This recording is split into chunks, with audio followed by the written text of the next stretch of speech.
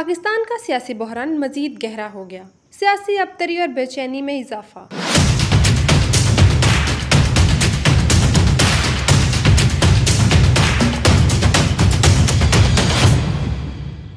मुल्क की सबसे बड़ी अपोजिशन जमात ने हुकूमत के खिलाफ लॉन्ग मार्च का ऐलान कर दिया। पाकिस्तान तहरीक इंसाफ के चेयरमैन इमरान खान ने 25 मई को आज़ादी मार्च की कॉल दे दी।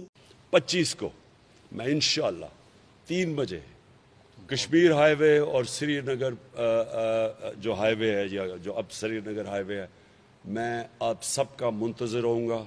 हुकूमत से असम्बली तहलील करके फौरी इंतखाबात के ऐलान का मुतालबा। मुल्क के शुमाल मगरबी सूबे खैबर पख्तूनख्वा के शहर पेशावर में PTI की कोर कमेटी का अहम इजलास हुआ, जिसमें लॉन्ग मार्च का फैसला किया गया। इमरान खान ने प्रेस कॉन्फ्रेंस करते हुए कहा कि आज़ादी मार्च में सिर्फ PTI की कारकुन ही नहीं, पूरी कौम को इसमें शिरकत की दावत दे रहा हूँ। लॉन्ग मार्च वफाकी दारुल हुकूमत इस्लामाबाद की कश्मीर हाईवे से शुरू होगा। पूरे मुल्क से काफिले 25 मई को कश्मीर हाईवे पर इकट्ठे होंगे। इमरान खान ने कहा कि जब तक हमारे मुतालबात तस्लीम नहीं होंगे, इस्लामाबाद में पड़ाव करेंगे। हमारा मार्च पुरअमन होगा। अगर हुकूमत ने आज़ादी मार्च में रुकावट डालने की कोशिश की तो हम उसके खिलाफ एक्शन लेंगे। हमारा मुतालबा है असम्बलियां तोड़कर इलेक्शन की तारीख का ऐलान किया जाए।